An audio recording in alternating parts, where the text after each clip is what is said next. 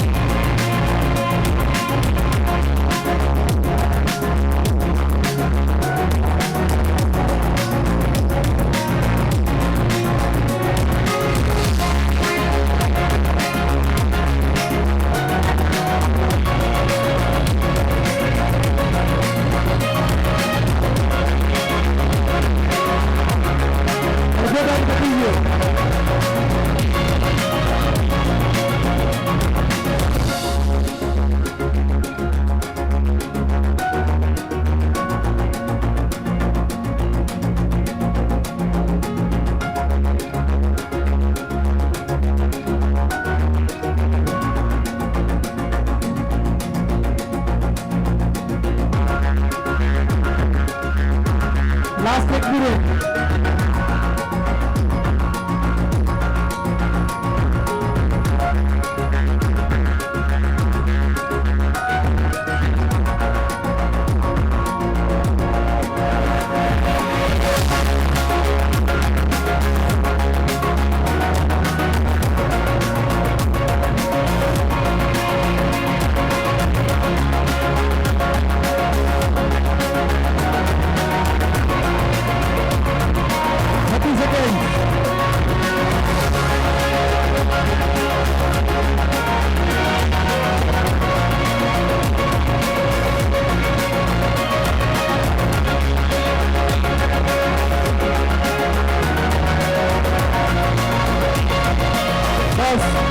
નવ 8 7 6 5 4 3 2 1.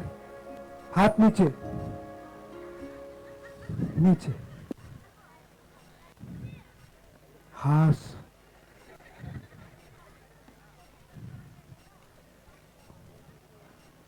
ત્રણ મિનિટ નહીં, આ તો ખાલી 3 મિનિટ હતી. 3 મિનિટ, 3 કલાક, 3 દિવસ, 3 અઠવાડિયા કે 3 મહિના નહીં, 9 મહિના સુધી એ માએ આપણને ઉઠીને ઉપાડીને ચાલ્યું છે.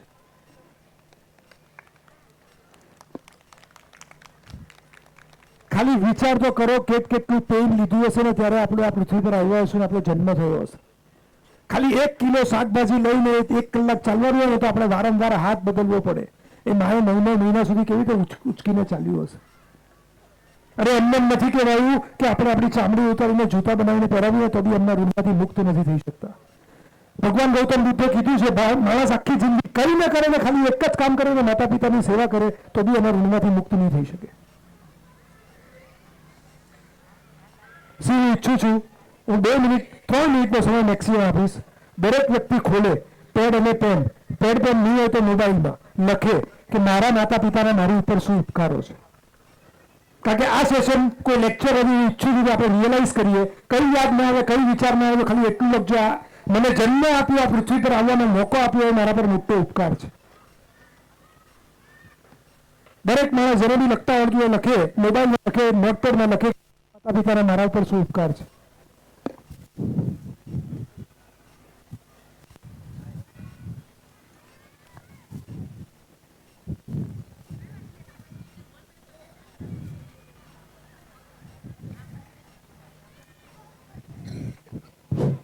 જેમની પાસે કાગળ નથી એ લોકો મોબાઈલમાં લખશે, નો પ્રોબ્લેમ, પણ એક્સરસાઇઝ બધાને કરવી ખૂબ જરૂરી છે.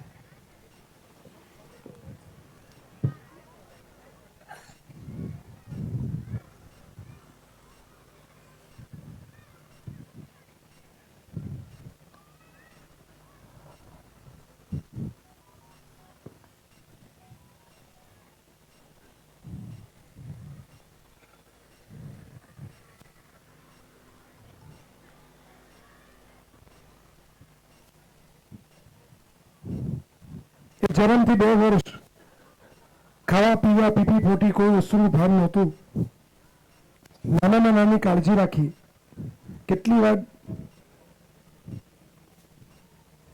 આજના જમાનામાં ડાયપર અને ત્યારે બાતોડિયા બાળોતિયા કેટલા બદલ્યા હશે. લંગોટિયા પોતે ભૂખ્યા રહ્યા હશે, આપણને ખવડાવ્યું હશે. ચાલતા શીખ્યું, વેહિકલ શીખ્યું. સ્કૂલનો પહેલો દિવસ, પહેલો અઠવાડિયું, પહેલું મહિનો આપણને જવું નહોતું ગમતું, છતાં સારામાં સારી રીતે આપણને ભણાવવાનો ટ્રાય કર્યો. જે બી કોઈ સંસ્કારો આપ્યા, આપણા માટે રાત રાત ઉજાગરા કર્યા.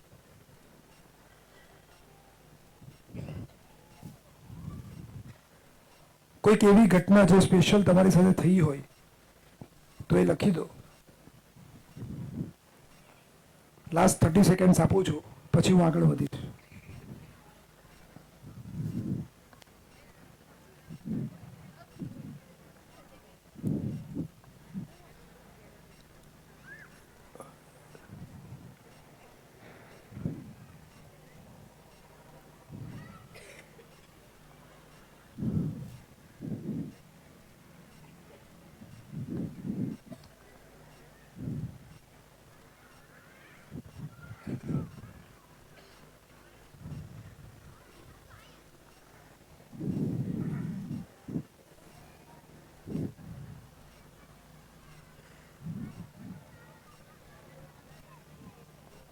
કેટલા લોકોએ મિનિમમ એક ઉપકાર લખ્યો? એટલું તો લખ્યું જ કે એમને મને જન્મ આપ્યા, પૃથ્વી પર આવવાનો ચાન્સ આપ્યો, મારા પર મોટો ઉપકાર. જેને ઉપર એનાથી વધારે જેટલું લખ્યું એ બોનસ. કેટલા લોકોએ લખ્યું? હાથ ઉપર કરો.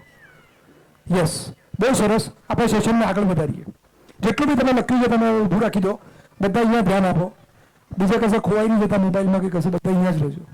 માની લો જ્યારે અહીંયા સેશન પૂરું થાય છે, અહીંયાથી આપણે બહાર નીકળીએ છીએ બધા સાથે, અને આપણે બહાર જતા હોઈએ છીએ અને મારા હાથમાં મારો હાથ રૂમાલ છે અને ભૂલથી એ નીચે પડી જાય છે. તમારામાંથી કોઈ જુએ છે ને મને એમ કહે છે કે ભાવિન તારો હાથ રૂમાલ લઈ લે, હું તમને શું કહીશ? Thank you. હું બહાર રિક્ષા કરું છું ને રેલવે સ્ટેશન જાઉં છું, મારું મોબાઈલની બેટરી પતી ગઈ છે, એટલે યુપીઆઈ નથી, 500 રૂપિયાની નોટ છે. કોઈ બીજો રિક્ષાવાળો કે લારીવાળો કે દુકાનવાળો મને 500 રૂપિયા છૂટા આપે છે, હું એને શું કહીશ? Thank you. Reservation form station પર ભરું છું તો પરીક્ષાના દિવસો યાદ કરો, જ્યારે પેન ખરાબ થઈ ગઈ અને બાજુવાળો આપણને કોઈ પેન આપે, આપણે એને શું કહીએ? Thank you. દિવસમાં ઓછામાં ઓછું 15 થી 20 વાર આપણે એવા લોકોને થેન્ક યુ કહીએ છીએ જેને આપણે બીજી વાર મળવાના નથી. મારો સવાલ, આ તમે જે કંઈ બી લખ્યું છે એના માટે છેલ્લે તમે તમારા માતા પિતાને થેન્ક યુ, આભાર ક્યારે કીધું હતું? કેમ નહીં? કેમ નથી કહેતા આપણે? એક પીઉન પાણીનો ગ્લાસ આપે અથવા કોઈ લિફ્ટ ખોલીને 2 મિનિટ આપણા માટે રાહ જુએ ને તો બી આપણે એને થેન્ક યુ કહીએ છીએ. તો જેને આપણા માટે આખી જિંદગી ખર્ચી નાખી એ માતા પિતાને આપણે થેન્ક યુ કેમ નથી કહેતા? વાય? 2 કારણ છે. એક, આ તો એમની ફરજ છે, બધા માતા પિતા કરે, એમને શું કર્યું? તો કેમ અનાથ આશ્રમમાં બાળકો મોટા નથી થતા? અનાથ આશ્રમ જઈને જુઓ બાળકો કેવી રીતે મોટા થાય છે. હું બોમ્બેમાં એક છોકરીને ઓળખું છું, રોડ પરથી કોઈને મળેલી ને ઘરે લઈ આવેલા, એના લગ્ન કરવામાં એટલો પ્રોબ્લેમ આવ્યો કારણ કે ખબર જ નથી જન્મ તારીખ કઈ જણ કુંબળી ગઈ છે. અને બીજું સૌથી મહત્વનું કારણ શું ખબર છે? જે સહેલાઈથી મળે ને એની કોઈ દિવસ આપણને કદર હોતી નથી. We take them as granted. કોઈ છે અહીંયા જેને માતા પિતા મેળવવા માટે મહેનત કરી હોય? પણ એક વસ્તુ ધ્યાનમાં રાખજો, લાઈફ ટાઈમ માટે જે સહેલાઈથી મળે ને એ જ સૌથી કિંમતી હોય છે. તમને થશે કેવી રીતે? આપણને પાણીની કિંમત છે, કેટલું પાણી આપણે વેસ્ટ કરીએ છીએ. મ્યુનિસિપાલિટીથી ફોન આવે 3 દિવસ સુધી ઘરમાં પાણી આવવાનું નથી, કેવી રીતે પાણી વાપરીએ? આપણને હવાની કિંમત છે? કોવિડમાં જે લોકો ઓક્સિજન માટે તડપતા હતા અથવા દેશ માટે જે લોકો હિમાલયમાં લડે છે ને જેને પૂછો હવાની શું કિંમત છે, સહેલાઈથી મળે છે ને એટલે એની કિંમત નથી, પણ એ જ સૌથી કિંમતી છે. અને એમાં પણ સૌથી વધારે કોઈ કિંમતી હોય ને તો આપણી મા છે. કેમ? એવી ભૂલો કરી હશે જે ભૂલો ફાધરને નહીં કહી શકે અને માને ખબર પડી હશે, માએ કીધું હશે બેટા ચિંતા નહીં કર, હું સાચવી લઈશ. અને સૌથી વધારે ટેકન ફોર ગ્રાન્ટેડ આપણે કોઈને લેતા હોય અને માને લઈએ છીએ. કેમ? એ તો મારી જ છે, દુઃખ લાગે તો બી પાછી બોલાવવાની છે ને ક્યાં જવાની છે. પણ લાઈફમાં યાદ રાખજો, મીઠા મધુ ને મીઠા મેવું લાલે લોલ, એથી એ મીઠી મીર મારી માતરે, જનનીની જોડે સખી નહીં ચડે રે લોલ. માં જેવું આ દુનિયામાં કોઈ થયું નથી ને કોઈ થવાનું નથી. અને સૌથી વધારે ટેકન ફોર ગ્રાન્ટેડ એને લઈએ છીએ.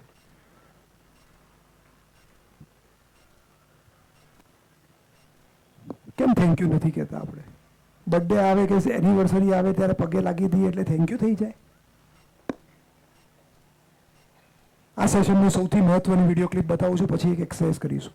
બહુ ધ્યાનથી જોજો. એક કવિ ઊભા થઈને 7 મિનિટ માટે માતા પિતા માટે બોલે છે. એના એક એક વાક્યમાં ભગવદ્ ગીતા, કુરાન, આગમ જે ગ્રંથ લેવો એ લઈ લેજો. પોતાની જાતને જોવાની કોશિશ કરજો. મારી રિક્વેસ્ટ છે, આના પછી જે એક્સરસાઇઝ કરો એમાં પોતાને છેતરતા નહીં. તમને આ સેશનમાં ક્યાંય પણ એવું લાગ્યું હોય કે હા ખરેખર મારી માતા પિતાની મારે જેટલી વેલ્યુ સી, મેં તમને એ તો લખાયું જ નથી કે તમે ક્યાં દુઃખ પહોંચાડ્યું છે. મેં તો એટલું જ લખાયું છે કે તમારા ઉપર એમના ઉપકારો શું છે. દુઃખ લગાવવા જઈએ ને કે તમે કેટલું દુઃખ પહોંચાડ્યું છે એનું લિસ્ટ બનાવો તો કેટલી વાર તમે રડાવ્યા હશે. આ વિડીયો એવી રીતે જોજો કે તમારી વાત થઈ રહી હોય. અને પછી આ સેશનની સૌથી ઇમ્પોર્ટન્ટ એક્સરસાઇઝ કરીશું. Let's see this video clip.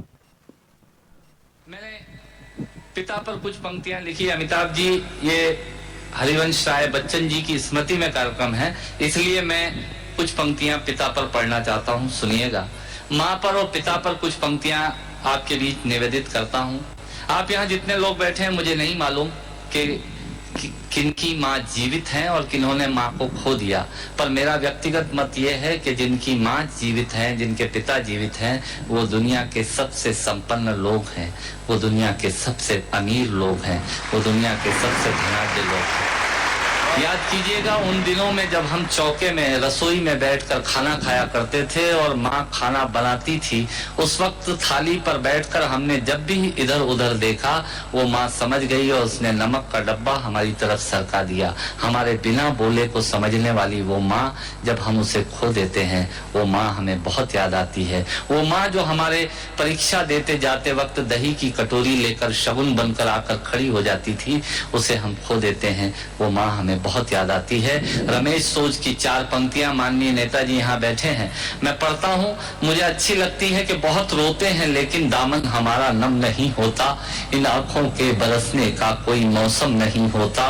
मैं अपने दुश्मनों के बीच भी महफूज रहता हूँ. मेरी माँ की दुआओं का खजाना है. स्वामीनाथ पांडे की 3 पंक्तियां सुनाता हूँ. स्वामीनाथ पांडे ने 3 पंक्तियों का उपन्यास लिखा. अमिताभ जी बैठे हैं, जया जी बैठी हैं.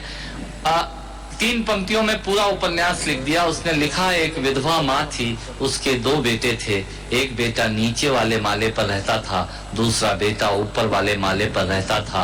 विधवा माँ 15 दिन एक बेटे के यहाँ खाना खाती थी, विधवा माँ 15 दिन दूसरे बेटे के यहाँ खाना खाती थी. पर ये उस विधवा माँ का दुर्भाग्य था कि साल में जो महीने 31 दिनों के होते थे, उस एक दिन उस विधवा माँ को उपवास रखना पड़ता था. 9 महीने पेट में रखने वाली माँ जब एक जवान बेटे को एक दिन भारी लगने लगी, तब इस नालायक हास्य व्यंग के कवि ने कुछ पंक्तियां माँ के लिए लिखी. सुनिएगा, यात्रा कीजिएगा मेरे साथ. माँ संवेदना है, भावना है, एहसास है. माँ संवेदना है, भावना है, एहसास है. माँ जीवन के फूलों में खुशबू का वास है. माँ रोते हुए बच्चे का खुशनुमा पलना है. माँ मरुथल में नदी या मीठा सा झरना है. माँ मरुथल में नदी या मीठा सा झरना है. माँ लोरी है, गीत है, प्यारी सी थाप है. माँ पूजा की थाली है, मंत्रों का जाप है. माँ आंखों का सिसकता हुआ किनारा है. माँ गालों पर पप्पी है, ममता की धारा है। माँ झुलसते दिलों में कोयल की बोली है। माँ मेहंदी है, कुमकुम है, सिंदूर है, रोली है। माँ कलम है, दवात है, स्याही है। माँ परमात्मा की स्वयं एक गवाही है। माँ त्याग है, तपस्या है, सेवा है। माँ फूंक से ठंडा किया हुआ कलेवा है। माँ अनुष्ठान है, साधना है, जीवन का हवन है। माँ जिंदगी के मोहल्ले में आत्मा का भवन है। माँ चूड़ी वाले हाथों के मजबूत कंधों का नाम है। माँ काशी है, काबा है और चारों धाम है। माँ चिंता है, याद है, हिचकी है। माँ बच्चे की चोट पर सिसकी है। माँ चूल्हा, धुआं, रोटी और हाथों का छाला है। माँ जिंदगी की कड़वाहट में अमृत का प्याला है। माँ पृथ्वी है, जगत है, धुरी है। माँ बिना इस सृष्टि की कल्पना अधूरी है। तो माँ की ये कथा अनादि है, ये अध्याय नहीं है और माँ का जीवन में कोई पर्याय नहीं, और माँ का जीवन में कोई पर्याय नहीं है। तो माँ का महत्व दुनिया में कम हो नहीं सकता और माँ जैसा दुनिया में कुछ हो नहीं सकता। माँ जैसा दुनिया में कुछ हो नहीं सकता। तो मैं कविता की ये पंक्तियां माँ के नाम करता हूँ। मैं दुनिया की सब माताओं को प्रणाम करता हूँ। और कहा साहब के बिना पिता के माँ का अस्तित्व नहीं होता। किसी ने शेर कहा कि पके फल पेड़ों से रिश्ता तोड़ जाते हैं और अपाहिज बाप हो जाए तो बेटे छोड़ जाते हैं। पिता जब पुत्र को बाजार में ले जाता है और जेब में 50 रुपए होते हैं और बच्चा 200 रुपए के सामान को खरीदने की जिद करता है, उस वक्त एक पिता की विवशता और बच्चे की जिद, इसके बीच के एहसास में खड़े होकर पंक्तियां सुनिएगा। पिता क्या होता है, अमिताभ जी आपको समर्पित करता हूँ। पिता जीवन है, संबल है, शक्ति है। पिता सृष्टि के निर्माण की अभिव्यक्ति है। पिता अंगुली पकड़े बच्चे का सहारा है। पिता कभी कुछ खट्टा कभी खारा है। पिता पालन है, पोषण है, परिवार का अनुशासन है। पिता धौंस से चलने वाला प्रेम का प्रशासन है। पिता रोटी है, कपड़ा है, मकान है। पिता छोटे से परिंदे का बड़ा आसमान है। पिता छोटे से परिंदे का बड़ा आसमान है। पिता अप्रदर्शित अनंत प्यार है। पिता है तो बच्चों को इंतजार है। पिता से ही बच्चों के ढेर सारे सपने हैं।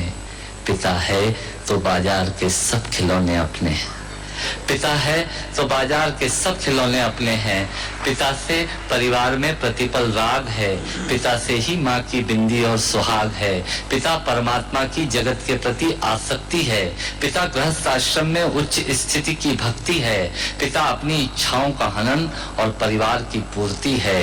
पिता रक्त में दिए हुए संस्कारों की मूर्ति है। पिता एक जीवन को जीवन का दान है। पिता दुनिया दिखाने का एहसान है। पिता सुरक्षा है अगर सिर पर हाथ है। पिता नहीं तो बचपन अनाथ है। पिता नहीं तो बचपन अनाथ है। पिता नहीं तो बचपन अनाथ है। तो पिता से बड़ा तुम अपना नाम करो। पिता का अपमान नहीं, उन पर अभिमान करो, क्योंकि माँ बाप की कमी को कोई पाट नहीं सकता और ईश्वर भी इनके आशीषों को काट नहीं सकता। विश्व में किसी भी देवता का स्थान दूजा है। माँ बाप की सेवा ही सबसे बड़ी पूजा है। विश्व में किसी भी तीर्थ की यात्राएं व्यर्थ हैं यदि बेटे के होते माँ बाप असमर्थ हैं। यदि बेटे के होते माँ बाप असमर्थ हैं, वो खुश नसीब हैं माँ बाप जिनके साथ होते हैं, क्योंकि माँ बाप के आशीषों के हाथ हजारों हाथ होते हैं।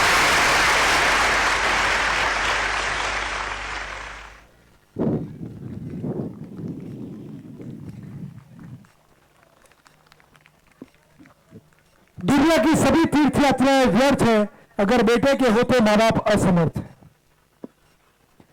લાઈફમાં એક વસ્તુ ખાલી યાદ રાખવાની છે, ગમે તે થાય,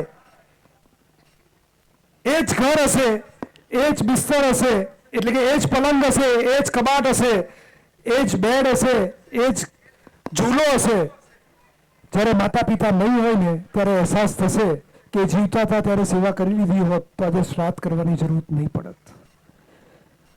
આજે માતા પિતાને આપણી પાસેથી શું જોઈએ છે? ખાલી એટલું જ જોઈએ છે કે મારો દીકરો કે મારી દીકરી મને સમય આપે. અને આપણે મોબાઈલમાંથી પોતાનામાંથી ઊંચા જ નથી આવતા. આ સેશનની સૌથી મહત્વની એક્સરસાઇઝ કરવાની છે. મારી તમને લોકોને રિક્વેસ્ટ છે, પોતાની જાતને નહીં છેતરતા. જો ખરેખર તમારા માતા પિતા જીવતા હોય ને તમને એમના માટે લાગણી હોય તો એ નહીં વિચારતા કે કોણ શું જુએ છે, કોણ અહીંયા હાજર છે કે કોણ નથી. આ સેશનની સૌથી મહત્વની એક્સરસાઇઝ કરવાની છે. Life is right now. હું કેટલું જીવીશ કે માતા પિતા કેટલું જીવશે મને ખબર નથી, પણ આવી તક મને લાઈફમાં બીજી વાર મળશે કે નહીં એ મને નથી ખબર. આજે અહીંયાથી અત્યાર સુધી જે બી માતા પિતા માટે પીળા ચશ્મા પહેર્યા હોય થોડી વાર માટે સાઈડ પર મૂકી દેજો. તમે એક વસ્તુ ધ્યાનમાં રાખજો કે તમે જેવું વર્તન એમની સાથે કરશો એ જ તમારા બાળકો તમારી સાથે કરવાના છે. એ વસ્તુને ધ્યાનમાં રાખજો કે એ જેવા છે તેવા અને જેવા નથી એવા મારે એમને સ્વીકારવાના છે. અને સૌથી મહત્વનું એ સહેલાઈથી મળ્યા છે એટલે મારા માટે સૌથી કિંમતી છે. જો આ બધી વસ્તુ ધ્યાનમાં રાખતા હો અને ખરેખર તમને એમ લાગતું હોય કે મારા માતા પિતા મારા માટે જે કર્યું છે એ બહુ બધું છે, મેં કરેલી ભૂલોનું તો કોઈ લિસ્ટ જ નથી, હું નથી કહેતો, પણ ખરેખર મારે એમનો આભાર માનવો જોઈએ જે આજ સુધી નથી માન્યો. તો તમે જે લખ્યું છે એ હાથમાં રાખજો અને અત્યારે જ આ જ સેશનમાંથી તમારા માતા પિતાને તમારે ફોન કરવાનો છે અને અહીંયા રૂબરૂ હોય તો એમની પાસે જવાનું છે અને એમનો આભાર માનવાનો છે. આ સેશન કોઈ લેક્ચર નથી, આ સેશન કોઈ પ્રવચન નથી, આ સેશન એ લાઈવ સેશન ને પ્રેક્ટિકલ સેશન છે. એટલા માટે આજ સુધી આપણે કદાચ નથી કર્યું. સમાજમાં શું લાગશે, મારો ઈગો છે કે મારે શું કરવું જોઈએ, શું નહીં કરવું જોઈએ, બધું સાઈડ પર મૂકી દેજો. જો તમને ખરેખર આજના સેશનમાંથી એક વસ્તુ પણ એવી લાગી હોય કે ના ખરેખર મારા માતા પિતાની વેલ્યુ છે તો અત્યારે અને અહીં જ ઊભા થાઓ, માતા પિતાની પાસે જાઓ અને એમનો આભાર માનો. અને જો અહીંયા ન હોય તો એમને ફોન કરો, એમને કહો હવે એક સેશનમાં આવ્યો છું, મારે થેન્ક યુ કહેવાનું છે એટલે હું તમને ફોન કરું છું. આ કોઈ અભિમાન માટે કે કોઈ લાગણી માટે નહીં, પોતાની જાત માટે કરવાનું છે. કારણ કે એ જીવતા નહીં હોય ને ત્યારે અહેસાસ થશે. બે એક્ઝામ્પલ આપું છું. પહેલું એક્ઝામ્પલ, એક ઘરમાં આજથી 40 વર્ષ પહેલાની વાત છે જ્યારે મોબાઈલ નહીં હતા. એક ભાઈ કલકત્તા ઘરેથી નીકળ્યા, પપ્પા એમને દરવાજા સુધી મૂકવા આવ્યા, એ ગાડીમાં બેઠા, એરપોર્ટ પર ગયા, ગાડી પ્લેનમાં બેઠા, પ્લેનમાં બેઠીને એમને વિચાર આવ્યો કે મારે મારા ફાધરને બાય બાય કહેવાનું હતું, મેં બરાબર બાય બાય નથી કીધું. એ બોમ્બે એરપોર્ટ ઉતર્યા કલકત્તાથી અને બોમ્બે એરપોર્ટ પર ઉતરીને એમણે ફોન કર્યો એસટીડી પીસીઓ પરથી. સામેથી કોઈ બીજા માણસે ઉચક્યો. જેવું એ ભાઈએ પૂછ્યું કેમ ભાઈ તમે ઉચક્યો? તો કે તમે ગયા ને થોડી વારમાં પપ્પાને હાર્ટ એટેક આવ્યો અને પપ્પા એક્સપાયર થઈ ગયા છે. અને બીજું, આ જ સેશન જ્યારે એક વ્યક્તિએ 2011 અમે પહેલી વાર લીધેલું ત્યારે એણે નક્કી કર્યું કે મારા માતા પિતા સાથેનું મારા જે રિલેશન હોવા જોઈએ રિલેશન નથી, મારે જે કરવું પડે હું કરીશ. એણે એ ચાલુ કર્યું કામ, થેન્ક યુ કીધું ને જે કામ કરવાનું હતું એ ચાલુ કર્યું. 1 વર્ષની અંદર એની આખી જિંદગી બદલાઈ ગઈ. પૈસા, રિલેશનશિપ, હેલ્થ, બધી જ રીતે એણે સારામાં સારું સ્ટેટસ પાર્ટ મેળવી લીધું.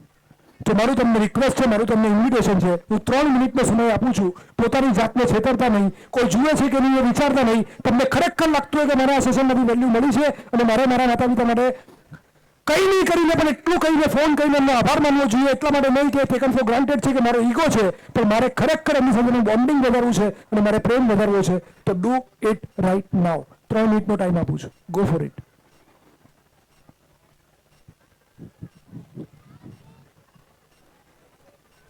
જેના માતા પિતા અહીંયા નથી એ લોકો ફોન કરવાનું છે. આ કોઈ બ્રેક નથી, અહીંયા સેશન પૂરું નથી થતું. 3 મિનિટ પછી આપણે પાછા મળવાનું છે અને આ સેશનને આગળ વધારવાનું છે.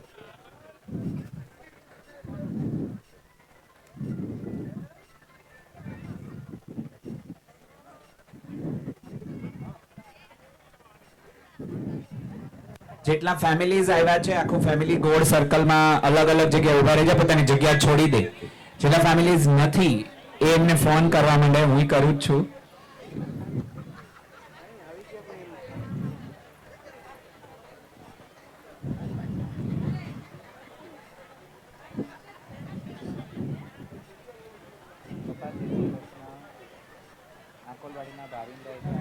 હજુ ઘણા બધા છોકરાઓને પાછળ હું જોઉં છું એમને બેઠા છે. જો તમારા માતા પિતા જીવતા હોય તો એમને મરી જવાની રાહ જોવાની જરૂર નથી. અત્યારે જ ફોન કરો અથવા અત્યારે જ ઊભા થઈને એમની પાસે જાઓ. Life is right now. It is the last opportunity. આના પછી હું નહીં કહું, આ છેલ્લી વાર કહું છું. તમારી પાસે 2 મિનિટનો સમય બાકી છે હજુ. Do it right now.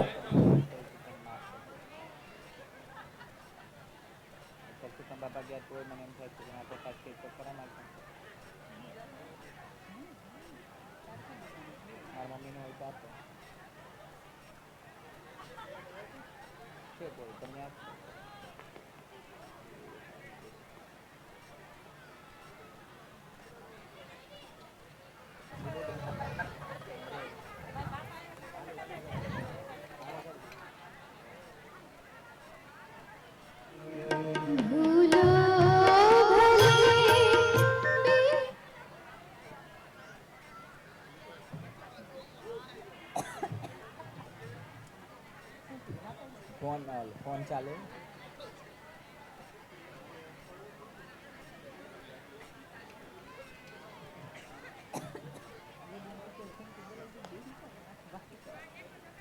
Last 1 minute. જે લોકો ઊભા છે એ લોકો પોતાની જગ્યા લેવા માટે પાછી. Last 1 minute. જે લોકોનો ફોન ચાલુ છે ફોન કમ્પ્લીટ કરવા માટે આપણે સેશન એન્ડ તરફ લઈ જઈશું.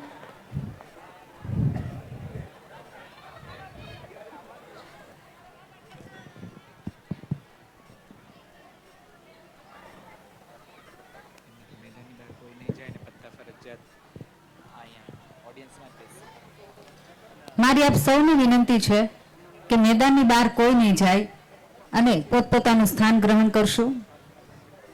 મેદાનની બહાર કોઈ નહીં જાય. જે લોકો મેદાનની બહાર ગયા છે તે પ્લીઝ પોતાનું સ્થાન લઈ લેશો.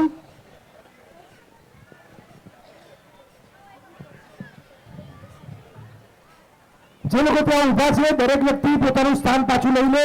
આપણે સેશન આગળ વધારીએ છીએ. મારે 5 મિનિટથી 7 મિનિટમાં સેશન પૂરું કરવાનું છે. Please as soon as possible take your places. અહીંયા ઘણા બધા લોકો ઊભા છે. પ્લીઝ પોતાની જગ્યાએ બેસી જાઓ. જેના ફોન ચાલુ છે ફોન કમ્પ્લીટ કરે.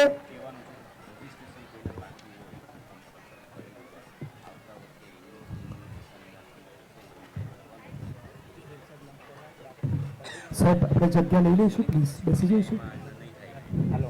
ભાઈ જે લોકો પ્લીઝ ઊભા છે એ લોકો બેસી જાય. જે લોકોનો ફોન ચાલુ છે ફોન કમ્પ્લીટ કરે. આપણે સેશનને આગળ વધારીએ. કેટલા લોકો અહીંયા રૂબરૂ અથવા ફોન પર પોતાના માતા પિતા કે બંનેને આભાર માનો? Please rays your hand. I really appreciate. હું આગળ વધી. મારે બહુ ઇમ્પોર્ટન્ટ એક ડિસ્ટિંક્શન આપવાનું છે. બહુ ઇમ્પોર્ટન્ટ એક પોઈન્ટ કહેવાનો છે. પણ એ પહેલા જેણે અહીંયાથી ફોન કર્યો અથવા રૂબરૂમાં વાત કરી એમનો અનુભવ કેવો રહ્યો એવું મારે થોડાક લોકોનું શેરિંગ લેવું છે. કમ ફાસ્ટ. બેન આવી જાઓ, અહીંયા આવી જાઓ. જેને શેર કરવું હોય ક્લિક આવી જાઓ. તમે માતા પિતા કે બંને કે કોઈની બી સાથે વાત કરી તો તમારો અનુભવ કેવો રહ્યો? તમારું નામ અને તમારો અનુભવ. ક્લિક. બેન માઇક. હેલો. મારું નામ કાંતાબેન જાલોંદ્રા. મેં મારા સાસુને ફોન કર્યો હતો કેમ કે એ જ હવે મારી માં કહેવાય. તો એમને ખુશ થયા અને એને કીધું કે બાર બધું કામ ચાલે છે. તો મેં કીધું બા આપણા ગામનું અહીંયા સ્નેહ મિલન છે તો બાને ખ્યાલ હતો. તો બાએ કીધું હા સારું તમે ત્યાં ગયા છો. પણ મેં કીધું બા એક સરે એવું કીધું છે કે તમે અત્યારે જ તમારા માતા પિતાને ફોન કરો. પપ્પા તો છે નહીં બંને પણ માં છે. એટલે મેં સાસુને ફોન કર્યો. તો બા ખૂબ ખુશ થયા. તો બા મને કહે કે થેન્ક યુ. હું કહું બા તમારે થેન્ક યુ નથી કહેવાનું, થેન્ક યુ અમારે કહેવાનું છે.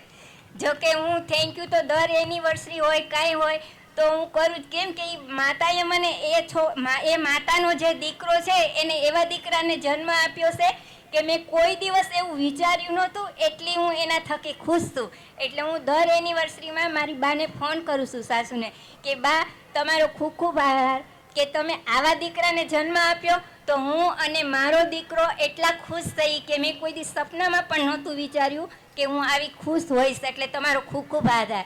થેન્ક યુ બેન. બહુ જ ખુશી થઈ. Thank you. શેર કરવું છે બેન પ્લીઝ. હજુ બી તમે આવી જજો. આ સમાજનો પ્રોગ્રામ છે. તમને સંકોચ થાય પણ એક વસ્તુ ધ્યાન રાખજો. તમારા માતા પિતા છે એ બીજા કોઈના નથી. એ તમને શેર કરવું હોય તો come here and take a mic. એ નહીં તો હું સેશનને કમ્પ્લીટ કરીશ કારણ કે મારે આગળ વધવાનું છે. છેલ્લી એક સૌથી ઇમ્પોર્ટન્ટ ડિસ્ટિંક્શન આપવાનું છે પછી સેશન પૂરું કરીશ. જય શ્રી કૃષ્ણ સર. આજે આટલી જેટલી બી બહેનો દેખાય છે ને તમને, અમારા એક પિતા અત્યારે અહીંયા હાજર નથી, વરજાંગભાઈ જીલરિયા. હમણાં મેં એને ફોન કર્યો. એમને મને દીકરી બનાવી છે. હોવા છતાં એને મને દીકરી બનાવી છે. એને ખૂબ ખૂબ આશીર્વાદ આપ્યા. કોઈ કારણોસર અહીંયા આવી નથી શક્યા અને મારા માતા પિતાને મેં ફોન કર્યો. હું 14 વર્ષે એને આ દુનિયામાં એને મળી છું. જેટલો આભાર વ્યક્ત કરું એટલો ઓછો છે. થેન્ક યુ સર, તમારું સેશન ખૂબ સરસ. આજે ફરીથી એકવાર યાદ કરાયું. મારા સાસુ સસરાને પણ યાદ કર્યા. ખૂબ ખૂબ સરસ. Thank you so much sir. Thank you બેન, thank you very much. Last કોઈ પર્સન મેલમાંથી લાસ્ટ ઓપોર્ચ્યુનિટી આપું છું, કોઈ શેર કરવી હોય તો આગળ આવી જશે, નહીં તો સેશનને પૂરું કરવા તરફ લઈ જઈશ. Anyone wants to share? No? ઘણા બધા લોકો અહીંયાથી ફોન કરેલા હતા. જેટલાએ ફોન કર્યા હશે, મમ્મી પપ્પાથી કોઈએ એવું કીધું હશે, ફોન કર્યો હશે, તમને કેટલા લોકોને એવું કીધું કે તું કેમ આજે આવી વાત કરે છે, તારી તબિયત તો સારી છે ને? કોઈ કીધું આવું? રાઈટ? કારણ કે આપણા મમ્મી પપ્પાને એવી અપેક્ષા બી નથી કે આપણે એમને થેન્ક યુ કહીશું. એ એમનું કામ કરે છે અને એમની ફરજ બજાવે છે, એ જ એમના માટે પૂરતું છે. So thank you very much. આ 2 જણ જે લોકો શેરિંગ માટે આવ્યા એ લોકોને આપણે આભાર માનીએ. Let's acknowledge them. Thank you. સૌથી છેલ્લી સૌથી મહત્વની 2-3 વાતો કરીશ અને પછી સેશન પૂરું કરીશ. સૌથી પહેલી વાત, આજે તમે જેટલા લોકોએ બી વાત કરી છે એ લોકો માટે થેન્ક યુ. જે લોકોએ વાત નથી કરી એ લોકો ધ્યાન રાખજો, આ મોકો બીજી વાર નથી મળવાનો. અત્યારે જ્યારે આ સેશન પૂરું થાય, અહીંયા કાર્યક્રમ પૂરો થાય, હજુની તક છે. તમારા મમ્મી પપ્પા અહીંયા નહીં હોય, જ્યાં હોય ત્યાં જઈને રૂબરૂ મળજો, એમને થેન્ક યુ કહેજો. અને અહીંયા સિટીમાં નહીં હોય તો એમને ફોન કરીને એમને આભાર માનજો. જેમના પપ્પા કે મમ્મી કે બંને જીવિત નથી એ લોકોએ શું કરવાનું છે, એમને આજે રાત્રે અથવા કાલે સવારે એમના ફોટા સામે બેસવાનું છે, લખવાનું છે કે એમના કયા ઉપકારો છે અને એમને થેન્ક યુ કહેવાનું છે. અને જો એ લોકોએ કંઈક એક્સ્ટ્રા કામ બીજું કરવાનું છે, એમને સોરી પણ કહેવાનું છે અને ભૂલો લખવાની છે, એમને માફી માંગવાની છે. એ જ્યાં પણ હશે ત્યાંથી એમના આશીર્વાદ તમને મળશે ને મળશે જ. અને સૌથી છેલ્લી સૌથી મહત્વની 1-2 વાત કહીએ, સેશન પૂરું કર્યું. પાછી કોઈ ઘટના ઘટશે, 1, 2, 3 ઘટના ઘટશે ને આપણે પીળા ચશ્મા પહેરી લઈશું અને મમ્મી પપ્પા જેવા છે તેવા એમને સ્વીકારવાની જગ્યાએ પાછા આપણે આપણા મનમાં એમના માટેની ગ્રંથિઓ બાંધી લઈશું. એના કરતાં આજે જ એક સંકલ્પ કરજો, એટલો સંકલ્પ જરૂર કરજો કે રોજ પગે લાગીને એમને ઘરેથી બહાર નીકળીએ, કે રોજ એમની સાથે સાંજે બેસીને ઘરે આખા દિવસમાં શું સારું થયું એની વાત કરીએ. જે લોકો અહીંયા આગળ લેડીઝ છે એમને માતા પિતાને રોજ એક ફોન કરે. માતા પિતાને કંઈ નથી જોઈતું, they need our presence, not our presence. એમને આપણા તરફથી કોઈ ભેટ સોગાદ નથી જોઈતી, એમને ખાલી એક જ વસ્તુ જોઈએ છે, આપણો સમય જોઈએ છે. હું સુરતમાં હોય ને મારા મમ્મી પપ્પા સુરતમાં હોય, રોજ જ ઓલમોસ્ટ મારી મમ્મી સાથે હું ડેઈલી 1 કલાક પત્તા રમું છું, કારણ કે મારી મમ્મીને પત્તા રમવાનો બહુ શોખ છે. અને રોજ રાત્રે સૂતા પહેલા, ભલે અમે એક જ ઘરમાં રહીએ છીએ, હું મારા પપ્પાને રોજ રાત્રે એક ઓડિયો મેસેજ મોકલું કે આખા દિવસમાં મેં શું કર્યું. એમને આપણી પાસેથી કંઈ નથી જોઈતું, મને ખાલી તમારી પાસેથી એક પ્રોમિસ જોઈએ છે. જો ખરેખર તમે પપ્પા મમ્મીની સાથે રહેતા હોય તો એક પ્રોમિસ મને આપજો. જે લોકો ભાઈઓ છે એ લોકો ખાસ, બેનો તો કદાચ સાસરે હોય, બેનો પાસેથી મને એક પ્રોમિસ જોઈએ છે, રોજ તમારા મમ્મી પપ્પાને એક ફોન કરવાનો. કેટલો ટાઈમ લાગે? 2 મિનિટ લાગે. અને ભાઈઓ તરફથી ખાલી એટલું નક્કી કરજો કે જમતી વખતે સાંજે ઘરે હોઈએ ત્યારે ડાઇનિંગ ટેબલ પર કે ભાડું લઈને બેઠા હોઈએ ત્યારે આપણે મોબાઈલનો ઉપયોગ કરવાનો નહીં. મોબાઈલ દૂર મૂકીને અથવા રૂમમાં મૂકીને બેસવાનું. કેટલા લોકો મને પ્રોમિસ આપે છે? તો તમે વાર્તાલાપ કરી શકશો. કેટલા લોકો મને પ્રોમિસ આપે છે? હૃદય પર હાથ મૂકોને કહો આઈ પ્રોમિસ. હૃદય પર હાથ મૂકોને કહો આઈ પ્રોમિસ. જોરથી સંભળાવી આઈ પ્રોમિસ. આઈ પ્રોમિસ. આઈ પ્રોમિસ. જો તમારે ફોન લેવો હોય વાંધો નહીં, ભાડાના ટેબલ પરથી ઉભા થઈને ફોન પર વાત કરીને પાછા આવીને જમવા બેસી જવાનું. અને જો તમારે માતા પિતાને ફોન કરવો હોય કે એલાર્મ મૂકી દેવાનું, તમને ખબર નથી, એ જીવતા નહીં હોય ને ત્યારે એટલો અફસોસ થશે કે એ જીવતા હતા ત્યારે એમને સમય આપી દીધો હોત તો બહુ સારું કર્યું. અને સૌથી છેલ્લી વાત, હું આકોલવાડી સમાજ, વિપુલભાઈ, વિઠ્ઠલભાઈ અને અહીંયા તમામ સૌનો દિલથી આભાર માનું છું. આજે મને તક આપ્યો, અહીંયા આવવાની તક આપી, બોલવાનો સમય આપ્યો અને મારા વિચારોને સાંભળ્યા. અને તમે જેટલા લોકોએ આજના સેશનમાં અમલમાં મૂક્યું છે એ માટે હું તમારો ઋણી છું. આ સેશન લીડ કરવાનો મારો કોઈ ચાર્જ નથી, હું ફ્રીમાં લીડ કરું છું, જ્યાં બી જાઉં છું. હું પ્રોફેશનલ સ્પીકર છું, પણ આ સેશનનો એક પણ રૂપિયો ચાર્જ લેતો નથી. આજે જે પણ લોકોએ મમ્મી પપ્પા સાથે વાત કરી, અહીંયા આગળ જે લોકો એમને ભેટ્યા, એ મને મારા મમ્મી પપ્પાની વધારે નજીક લઈ જાય છે અને એ જ તમારા લોકોના આશીર્વાદ છે. તો હું હૃદયથી તમારા બધાનો આભાર માનું છું અને મારા તરફથી સેશન કમ્પ્લીટ ડિક્લેર કરું છું. Thank you very much. Thank you. જોરદાર તાળીઓ. ધન્યવાદ ભાવિન સર આપનો આ અમૂલ્ય સેશન આપવા બદલ. આપે અમારો દ્રષ્ટિકોણ બદલી નાખ્યો અને અમને ગ્રેટિટ્યુડ આપતા શીખવાડ્યું. આપના હૃદયસ્પર્શી શબ્દોએ અમને ઇમોશનલ અને વિચારવા મજબૂર કરી દીધા. હું પ્રોમિસ કરું છું કે હું રોજ મારા માતા પિતાને ધન્યવાદ કરીશ. અમે આપનો હૃદયપૂર્વક આભાર માનીએ છીએ. હવે તમામ મહેમાનોને આપણે સ્ટેજ પર લેવાના છે ત્યારે આપણા કાર્યક્રમના અધ્યક્ષ શ્રી કેશુભાઈ ગોટી પણ ઉપસ્થિત છે. જોરદાર તાળીઓથી વધાવીએ કેશુભાઈ ગોટીને. આપ શ્રી સાહેબ સ્ટેજ પર પધારો. આપણા કાર્યક્રમના ઉદ્ઘાટક શ્રી એવા વજુભાઈ સુવાડીથી વિનંતી કરીએ છીએ કે આપ સૌ સ્ટેજ પર પધારો. મંગલ ગીતો વગાડો. સંધ્યા થઈ છે અને મહેમાનો સ્ટેજ પર આવ્યા છે. ભાવિનભાઈ આપણા મનને સાફ કર્યું છે અને હવે માણસાઈના મેળાને ઉજાગર કરીએ ત્યારે તમામ મહેમાનોનું નામ જાહેર કરી રહ્યા છે. શ્રી કેશુભાઈ ગોટી, શ્રી વજુભાઈ સુવાગ્યા, શ્રી ભાવિનભાઈ જે શાહ, શિક્ષક Shri Nishantbhai Mehta, doctor Mananbhai Panelia, doctor Malhar Panelia, doctor Uttambhai Suvagiya, Shri Bansiben Chothani, Shri Vallabhbhai Pagdar, Shri Vaibhav Pagdar, Shri Maulik Vaja, Shri Parth Lakkad, Jayeshkumar Bambhava, Ankur Pagdar, Shrimati Manjulaben K Mushar, Shrimati Sangitaben Lathiya, Shrimati સંતોષીબેન દલાલ, શ્રી તુલસીભાઈ માંગુકિયા, શ્રી કે કથિરિયા સાહેબ, doctor Dilipbhai Varsani, doctor Jagdishbhai Jalandra, Shri Vishalbhai Vasoya, Shri Bhaveshbhai Vaghanshi, Shri J B Bavsiya, Shri Dhirubhai Chothani, doctor Nareshbhai Chovatiya, doctor Jayeshbhai Sangani, doctor Dimpleben Thakar, Shri Pravinbhai Munjpara, Shri Umeshbhai Kalsariya, સાથે શ્રી ભાવિનભાઈ હિરપરા, શ્રી પૂનમબેન વઘાસિયા, શ્રી પ્રિયાબેન પાગડાર, ડિમ્પલબેન ઠાકર પણ સ્ટેજ સ્વભાવ છે, પ્રિયાબેન પાગડાર, ભાવિનભાઈ હિરપરા, પૂનમબેન વઘાસિયા, આપ શ્રી પણ સ્ટેજ પર આવશો. શ્રી જમનભાઈ તળાવિયા, શ્રી પ્રવીણભાઈ સોજિત્રા, શ્રી રંગાણી, શ્રી ઘનશ્યામભાઈ સાવલિયા, શ્રી રાકેશભાઈ પટોડિયા, શ્રી નીતિનભાઈ બોદર, શ્રી હરદીપભાઈ ઠુમર, શ્રી જીતુભાઈ ગધેસરિયા, શ્રી કિશોરભાઈ કાલસરિયા, શ્રી મહેન્દ્રભાઈ મુંદ્રા, શ્રી ચંદુભાઈ અજુરિયા, શ્રી ચંદુભાઈ ટોકિયા. અહીંથી લેવાયેલા તમામ નામમાંથી જો કોઈ પણ નીચે બિરાજી હોય તો વિનંતી છે કે તેઓ સ્ટેજ પર પોતાનું સ્થાન લેશે. હવે જ્યારે કાર્યક્રમના દોરને સન્માન તરફ આગળ લઈ જતા મને ખૂબ આનંદ થાય છે કે હવે આપણે જેમનું સન્માન કરવું છે ને એ આપણા જ ગામની 4 દીકરીઓ છે, જેમાં આપણા ખજાનચી શ્રી રમેશભાઈ ચોથાણીના દીકરી શ્રી બંસી ચોથાણીની તેઓ ગૌણ સેવા મંડળ દ્વારા યોજાયેલી હિસાબની ઓડિટરની પરીક્ષામાં સમગ્ર ગુજરાતમાં 24મો રેન્ક પ્રાપ્ત કરી ચીફ એકાઉન્ટન્ટ તરીકે સુરતના જિલ્લા સેવા સદન ખાતે ફરજ બજાવી રહ્યા છે. સાથે બંસી ચોથાણી ચીફ એકાઉન્ટન્ટ નાણાં વિભાગમાં સુપર ક્લાસ 3 ની ફરજ બજાવી રહ્યા છે. તો આજે હું વિનંતી કરીશ બંસી ચોથાણીને કે તેઓ સ્ટેજ મધ્ય આવશે. એની સાથે ઇન્વાઇટ કરવા માંગુ છું પુરુષોત્તમભાઈના દીકરી પૂનમબેન વઘાસિયાને કે તેઓ અત્યારે માધ્યમિક શિક્ષણ સહાયક તરીકે જોડાયા અને શ્રીમતી SM પટેલ હાઈસ્કૂલ ભરૂચમાં કાર્ય બજાવી રહ્યા છે. સાથે સાધનાબેન જયંતિભાઈ પાનેલિયા જેમણે MSc MAd કર્યું અને પ્રાથમિક મિશ્ર શાળા મગણાદ જંબુસરમાં વિદ્યા સહાયકની ફરજ બજાવી રહ્યા છે.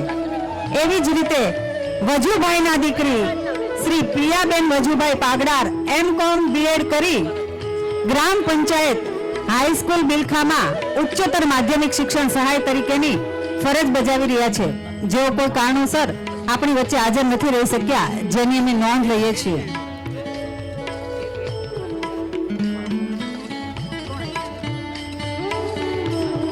પ્રિયાબેન પાગડાર, પૂનમબેન વઘાસિયા, સાધનાબેન પાનેલિયા ઝડપથી સ્ટેજ મધ્ય આવશે.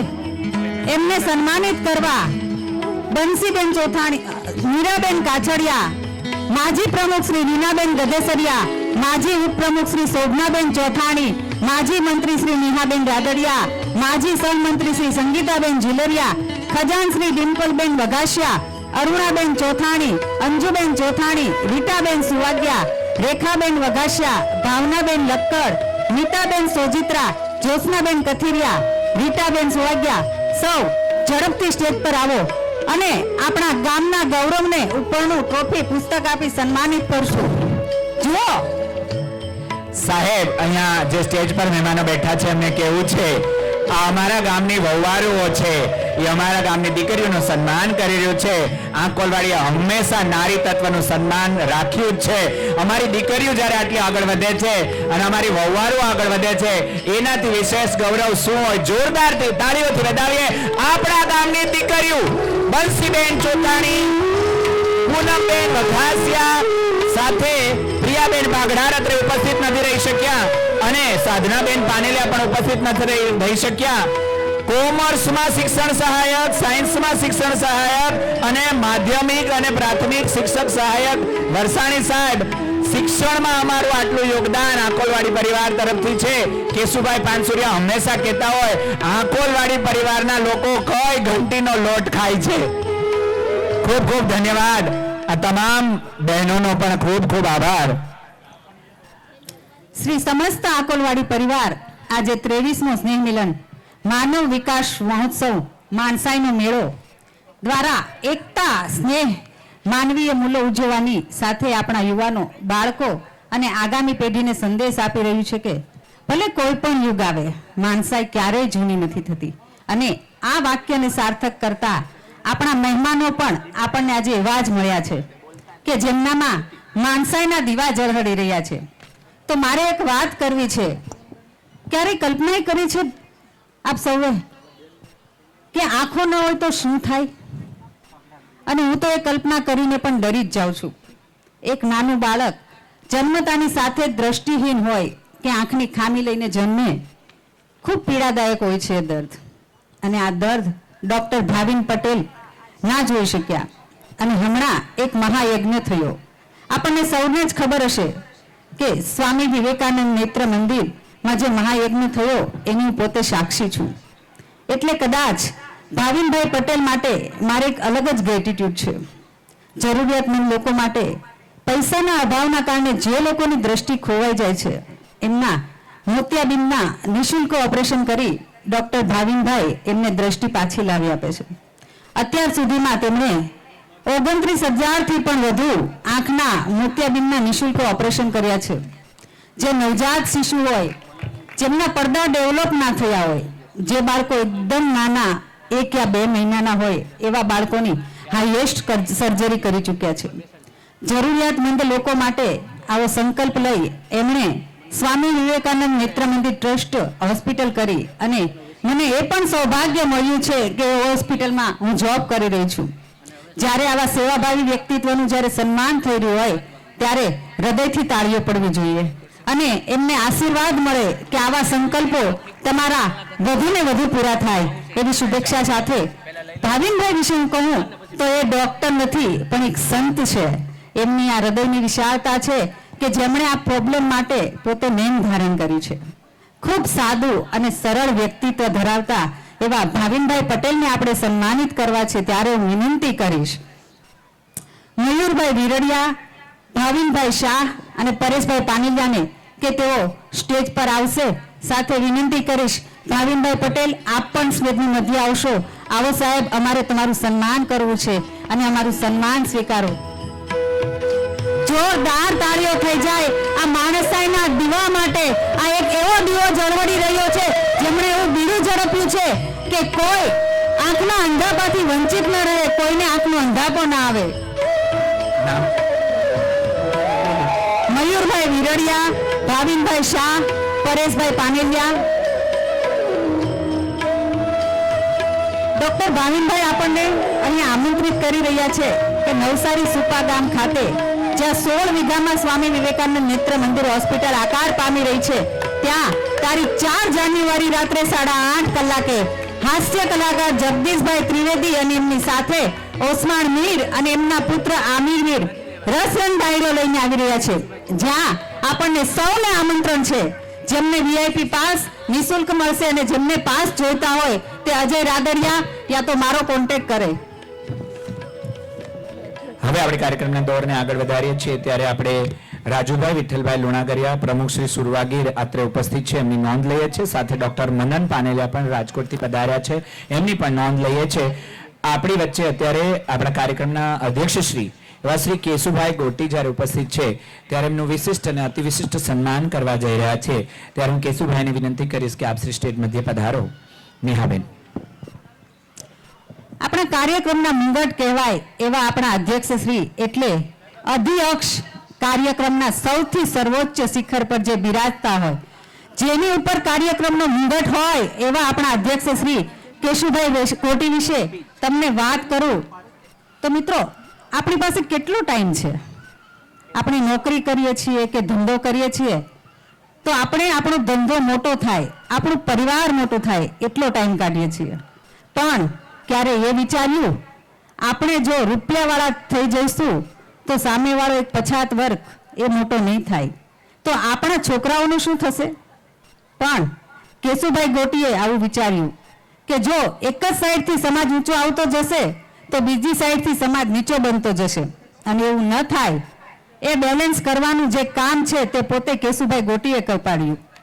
ભાઈઓ અને બહેનો, તમને ખબર જ હશે, પણ મારે આજે કહેવું છે કે કેશુભાઈ ગોટીએ 290 થી પણ વધારે આદિવાસી શાળાઓ બનાવી છે. કેશુભાઈ ગોટી પોતે એમાં વધારે કન્ટ્રીબ્યુશન કરે છે, પણ જે દાતા આવે છે એનું જ નામ રાખે છે, પોતાનું તો એ નામ પણ નથી રાખતા. એ ધારત તો આજે સુરતના બીજા ગોવિંદભાઈ ધોળકિયા બની શક્યા હોત, પણ એમણે દાનમાં જ વધારે ધ્યાન આપ્યું છે. એટલે હું એમ કહી શકું કે કર્ણ મહાભારત વખતે કેવા હશે મેં નથી જોયા, પણ આજ છે આપણા દાનવીર કર્ણ જે અનેક આદિવાસીઓનું જીવન બદલી રહ્યા છે, આદિવાસીઓના આશીર્વાદ રહ્યા છે. જો આપણે પણ સ્કૂલ કરવી હોય, આપણે પણ આવી રીતે સહયોગ કરવો હોય સમાજ ઉદ્ધારણ માટે, તો આપ પણ શ્રી કેશુભાઈ કોટીના શ્રી માતૃશ્રી કાશીબા હરિભાઈ ગોટીના ટ્રસ્ટ સાથે જોડાઈ શકો છો. કેશુભાઈ વિશે ઘણું બધું કહી શકાય અને તમે LED સ્ક્રીન પર જોઈ શકો છો.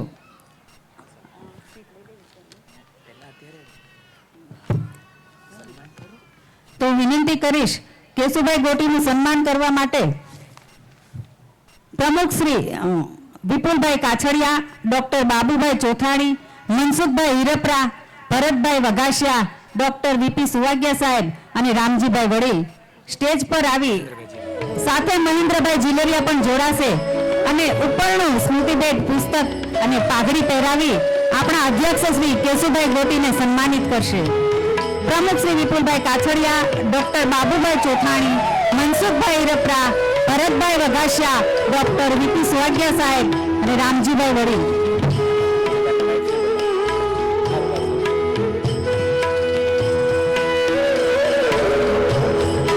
આપણે સૌ આપણી જગ્યા પર ઊભા થઈ જઈશું.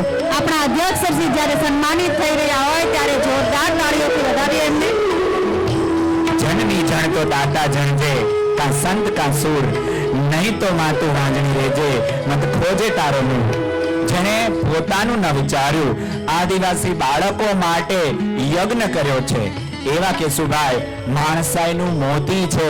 અને આકોલવાડી જ્યારે માણસાઈના મેળાની થીમ પર આખા 2 વર્ષ ઉજવવા જઈ રહ્યું છે, વિકાસના કાર્યો કરવા જઈ રહ્યું છે, ત્યારે કેશુભાઈ ગોટીથી વિશેષ માણસાઈનું મોતી આપણને જળવું મુશ્કેલ છે.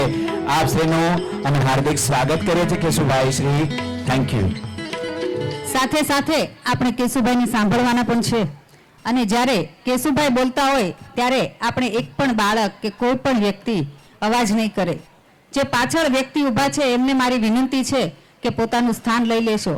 જ્યારે કાર્યક્રમના અધ્યક્ષ પદે જેમનું સન્માન થઈ રહ્યું હોય, જેઓ સ્પીચ આપી રહ્યા હોય એમને માન આપી અને આપણે સન્માન આપીએ અને એમના જેવા બનવાની અને એમનામાંથી પ્રેરણા લેવાની કોશિશ કરીએ. તો વિનંતી કરીશ કેશુભાઈ કોટીને, જ્યારે કેશુભાઈ બોલતા હોય ત્યારે કંઈ પણ અવાજ નહીં કરીએ. પાછળ જેટલા પણ ભાઈઓ ભોજન કક્ષમાં છે એ બધાને અહીંયા વિનંતી છે અહીંયા આવી જાય.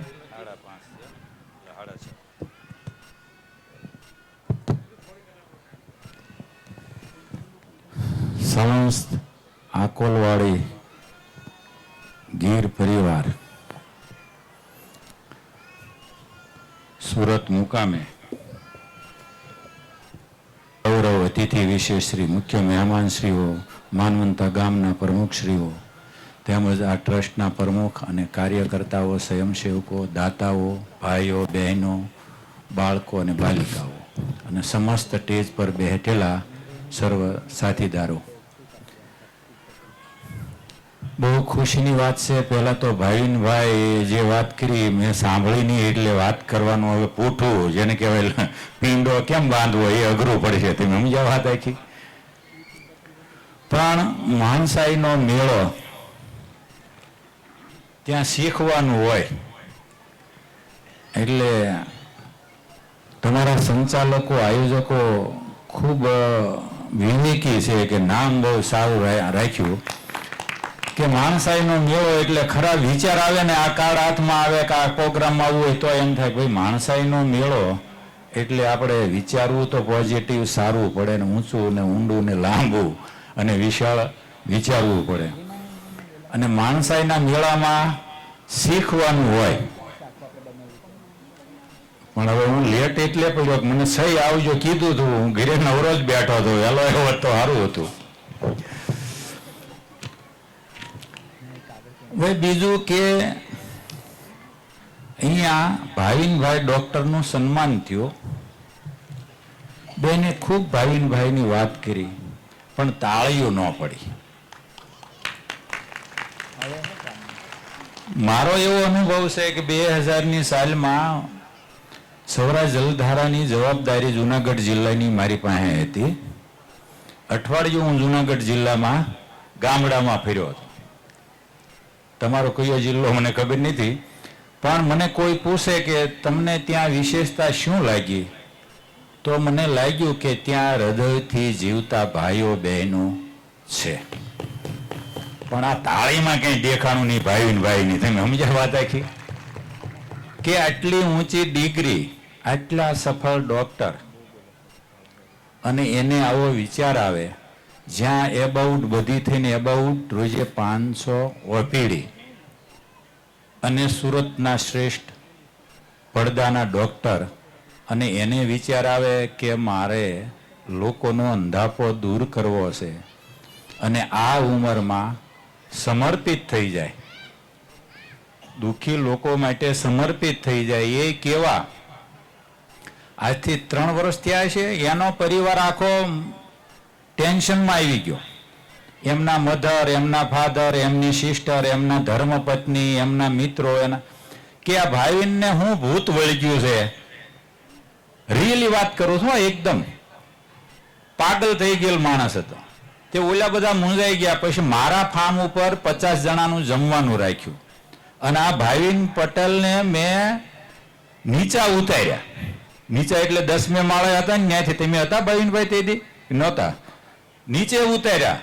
મારે લોકોને આપણે કહેવું પડે છે કે એલા ભાઈ તું કંઈક બારો નીકળે, ઓનલી પરિવાર કે પોતા આપણે બેન આપણા બે જ નથી, સમાજ છે, સૃષ્ટિ છે, પ્રકૃતિ છે, રાષ્ટ્ર છે, સ્ટેટ છે, બધું છે. અને આને મારે નીચે ઉતારવા પડ્યા. નીચે એ રીતે ઉતારવા પડ્યા. મેં કીધું ઈશ્વરને તમે શું સમજો છો? કરુણાનો સાગર, દયાનો સાગર, દુખિયાનો બેલી, નિરાધારનો આધાર. મેં કીધું ઈ દુનિયાને સુખી નથી કરી ગયો. ભાવિન પટેલ કઈ વાડીનો મૂળો? આ રિયલી આ શબ્દ વાપરેલા. આવા ભાવિન પટેલમાં તાળીઓ ઓછી પડી ને એટલે મને એવું થયું કે હારું મારું ત્યારનું 2000નું મૂલ્યાંકન ખોટું હતું કે હાસું હતું એમ. પણ બહુ આનંદની વાત છે, આ હસવાની વાત કરું છું. મને રિયલી આપણા જે કંઈ આપણી ડિસ્ટ્રિક્ટના ભાઈ હીરપરા હોય કે અમારો આ કલાકાર મિત્ર હોય કે ભાઈ રમેશભાઈ હોય, દીક વજુભાઈ, કે જ્યારે મળે ત્યારે હું રિયલી હૃદયથી જીવતા માણસો જોઉં છું. અને મારા જીવનમાં અમે બધું જ કરીએ છીએ, પણ વધારેમાં વધારે જો મારી ચાહ હોય તો હૃદયથી જીવતા માણસો પ્રત્યે હોય છે. આ વૈખરી વાણીથી નથી કહેતો, મારું રિયલ કહું છું. કારણ કે હૃદયથી જીવતો માણસ એને હું સમજુ છું કે બીજાના સુખમાં સુખી ને બીજાના દુઃખમાં દુઃખી. એટલે આ માણસાઈનો મેળો, એમાં તમે ભાવિન શાહ હોય કે ભાવિન પટેલ હોય કે તમે ખુદ અહીંયા બેઠેલા સ્ટેજ પરના મહેમાનો, ભાઈઓ બહેનો, બાળકો, આ બધા જ માણસોને મેળા નામ પરફેક્ટ રાખ્યું છે. કારણ કે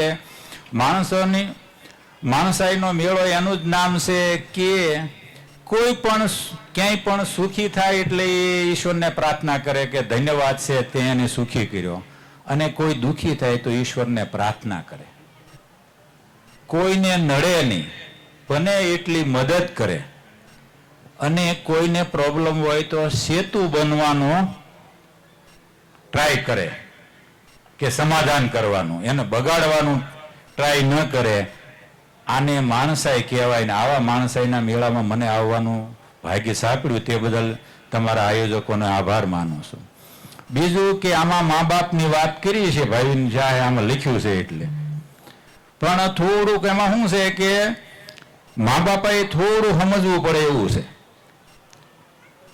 મા બાપે એ સમજવાનું છે. હમણાં મને બોલાવ્યો હતો, આપણે ઓલા માવતર ટ્રસ્ટ ચલાવે ને, ઓલા યાત્રા કરાવે ને એમાં હું ગયો હતો. એટલે મેં કીધું કે ભાઈ ગમે એવી વહુ હોય એ બીજાની વહુ એ આપણા દીકરીની વહુ નથી થવાની હારી હોય તો જે છે એ આપણી વહુ છે, જે છે એ આપણો દીકરો જ આપણો દીકરો છે. એને અનુરૂપ કેમ જીવવું એ કોશિશ કરવાની, જૂની વાતો ભૂલી જવાની. પહેલા શું હતું કે ખેતી પ્રધાન આપણે હતા, ખેતી બાપાની હોય એટલે એની જો હુકમી ચાલતી અને છોકરાને વહુ મરતા સુધી એનું પાલન કરતા. અત્યારે આપણે આધારે છોકરો નથી ને વહુ નથી, અત્યારે સ્વાવલંબી થઈ ગયા. એટલે બને એટલું હાથ ફેરવીને સંબંધો સારા રહે કોશિશ કરવી આમ.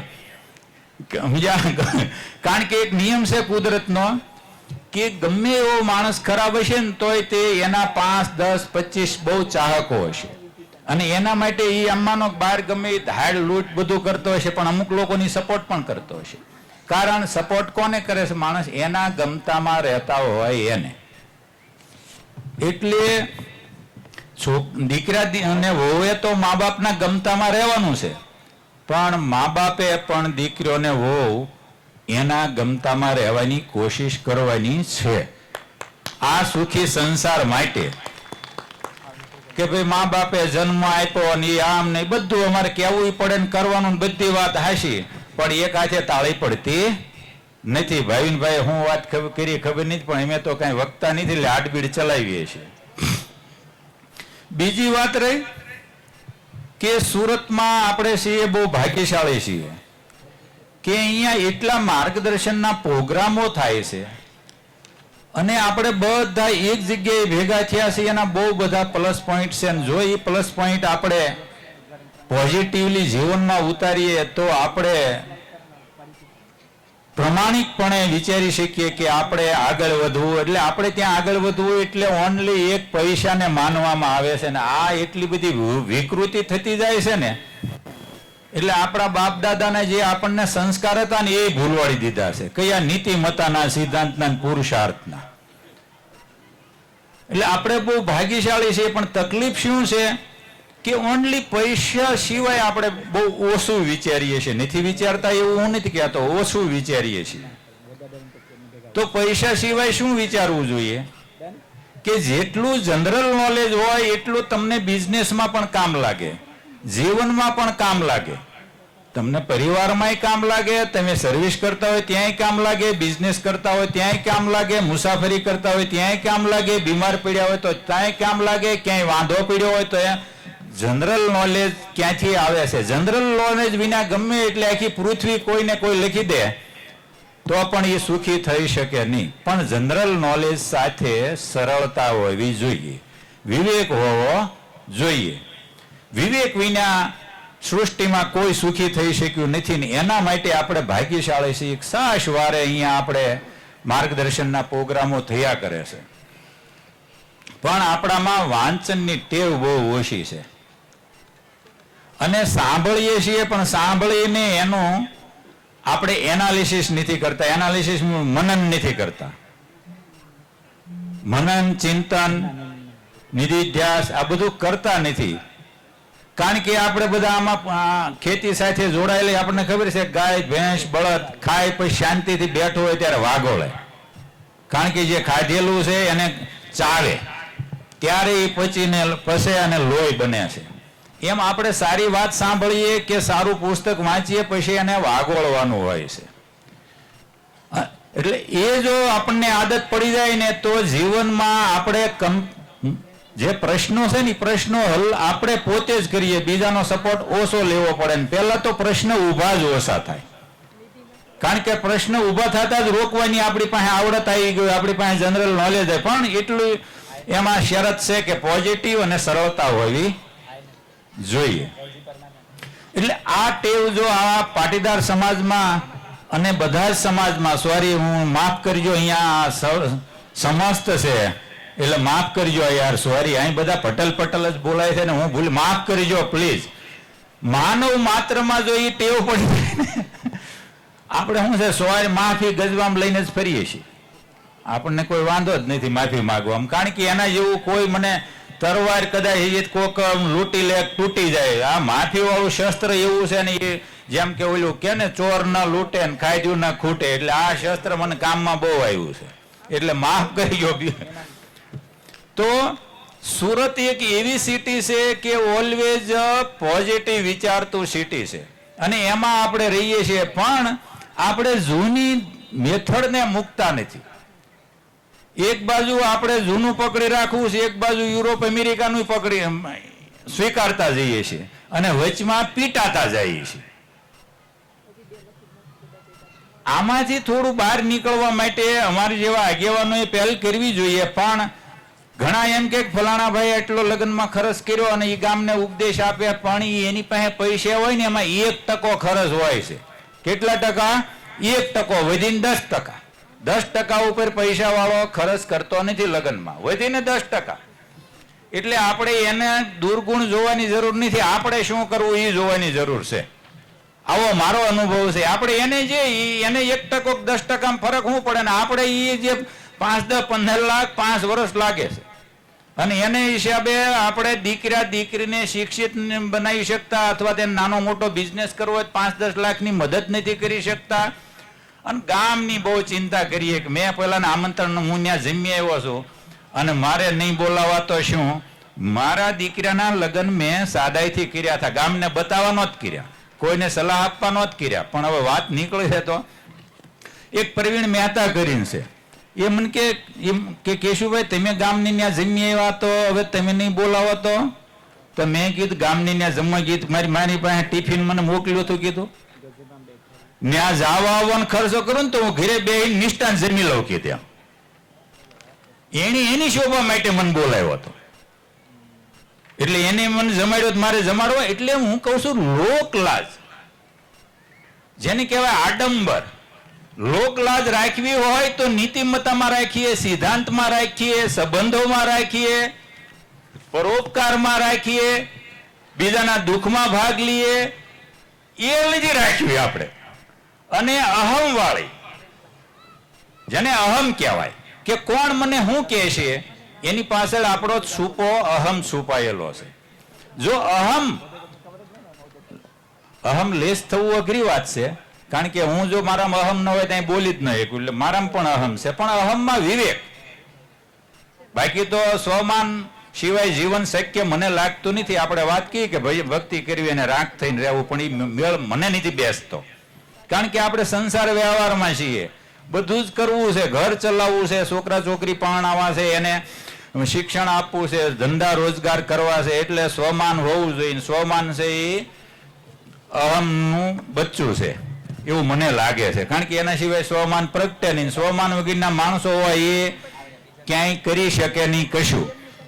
એટલે સ્વમાન હોવું જોઈએ, પણ આવું હોવું જોઈએ કે ભાઈ હું ખોટું કઈ રીતે બોલું, હું કહેતો તો કહેતીથી કઈ રીતે કરી શકું, હું બીજાના ઘરમાં ઝઘડો કઈ રીતે કરી શકું, હું મારા હકનું નથી એવું ધન કઈ રીતે પેદા કરી લઈ શકું કોઈનું, હું સ્વીકાર ભાવ કેમ ન રાખું, હું અણગમો મને એવું મારું સમજાય છે કે મારા આખા જીવનનો જો કોઈ નિચોડ હોય તો આપણે પોતાની જાતને આપણે ક્યારેય જાત સાથે રહેતા નથી.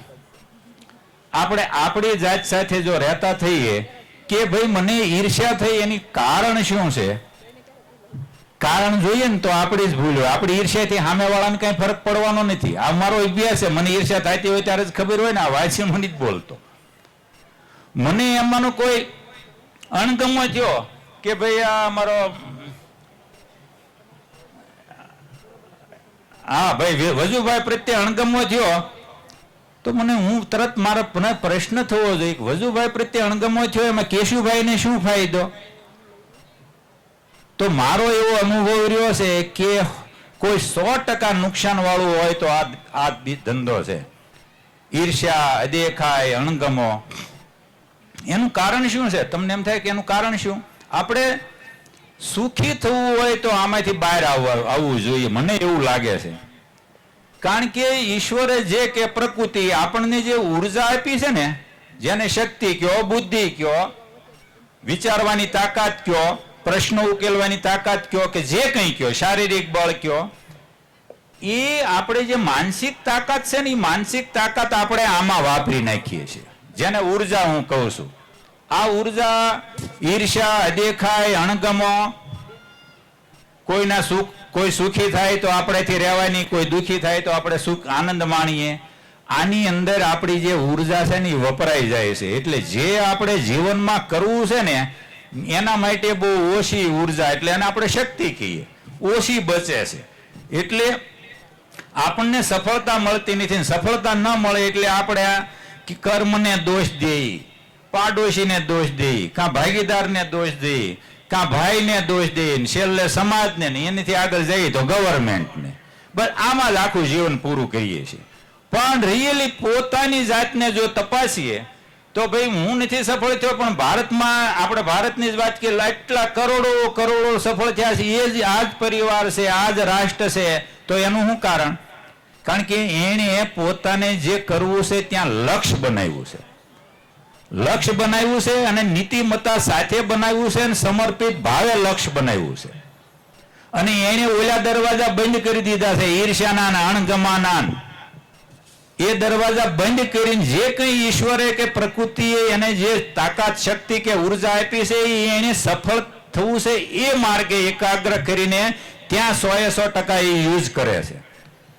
એમાંય ચડતી પડતી આવે પણ હલતો નથી, એ ડગતો નથી. એનું કારણ શું છે કે એની પાસે જનરલ નોલેજ છે. એને ખબર છે કે ભાઈ પ્રકૃતિ નિયમ છે કે અત્યારે કંઈ પણ પ્રોબ્લેમ, અત્યારે પણ શોર્ટ સર્કિટ થઈ શકે છે, અત્યારે પણ ભૂકંપ આવી શકે છે. એને સ્વીકારી લીધો છે પ્રકૃતિના નિયમને.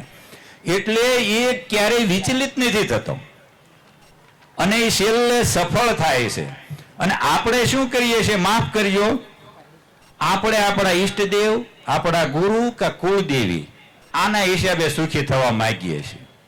માફ કરજો, એને પ્રાર્થના કરો, એની પાસેથી તમને શ્રદ્ધા હોય તો ઉર્જા મેળવો. બાકી સુખી થવું હોય તો આપણે જ કરવું પડે એવું સમજાણું ખોટો હોય તો હું, હાસો હતો હું, મને આ સમજાણું છે. અને સુખી થવું એટલે ગાડી બંગલા ને એ જ નથી. ઠીક છે, રોટી કપડા મકાન સ્વમાન ભર જીવવા માટે હોવું જોઈએ એમાં, અને એ હોવું જ જોઈએ. એના માટે પ્રયત્ન, લાખ પ્રયત્ન કરવા જોઈએ, પણ અણહકના પેદા કરીને નહીં. અને એ મળે છે ને થાય છે.